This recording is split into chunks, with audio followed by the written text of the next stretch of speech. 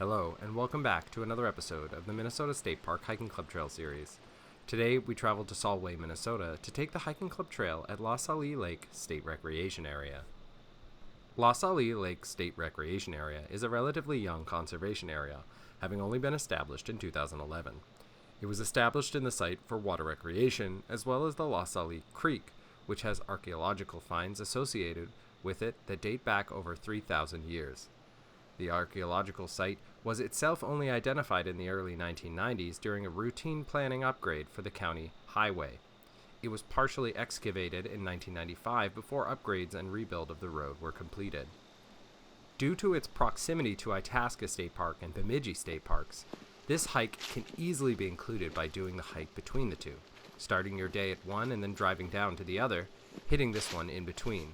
If you collect stamps or do the passport book, you'll need to stop at Itasca.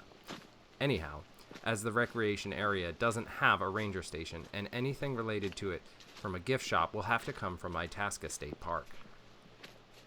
The hiking club isn't actually at the main section of the recreation area that is along Salle Lake, but across the road at Salle Lake Scientific and Natural Area. So if you find yourself at the lake or day use area, get back on the road and turn left, and after the slight bend in the road, the dirt parking lot will be on your right. Prior to 2012, there was a stand of mature jack pines that resided in the first section of the hiking club trail. But in 2012, a windstorm with 80-mile-an-hour winds blew through the area with extreme force, leveling the mature stand of pines.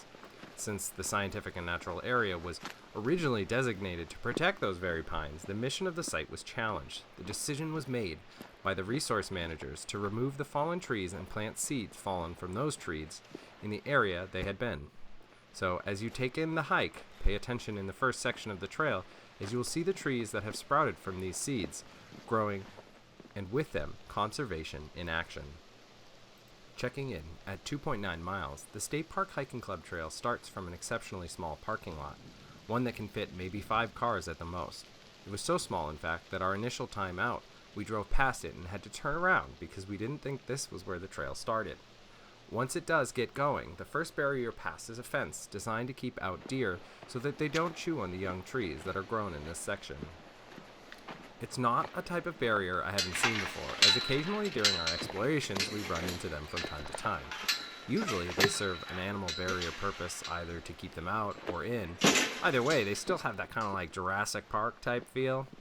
It's tragic that they needed to implement something like this so soon after the area was established as a state recreation area, as only 1 year after its founding, the stand of trees that it was meant to conserve was blown down.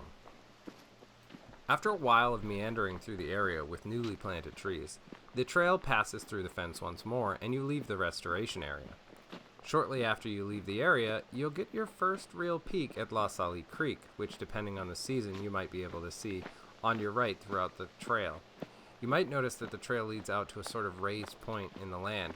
This is caused by the Mississippi to your left and the Salle Creek to your right, both of which have formed their own little valleys.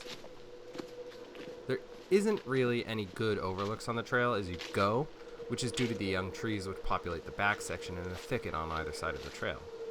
There are also a few points that get a little tight, but for the most part, it's not too bad.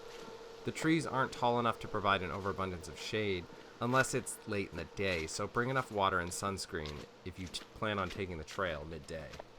My favorite part of the trail is the overlook at the end. It's influenced by the fact that the growth on the sides of the trail throughout are quite overgrown, so it restricts the amount of visibility you have. The overlook at the end provides a fantastic view of the Mississippi and the surrounding valley. The river winds its way through the lowlands, and you can see its path clearly as the hill next to the overlook is completely clear. So that clear view, after not having a lot of opportunities on the trail to hike out to really see anything, makes this section stick out as my favorite part of the trail. Thank you for watching, and if you like this video, hit the like and subscribe buttons. Also, don't forget to let us know which state park you'd like to see next.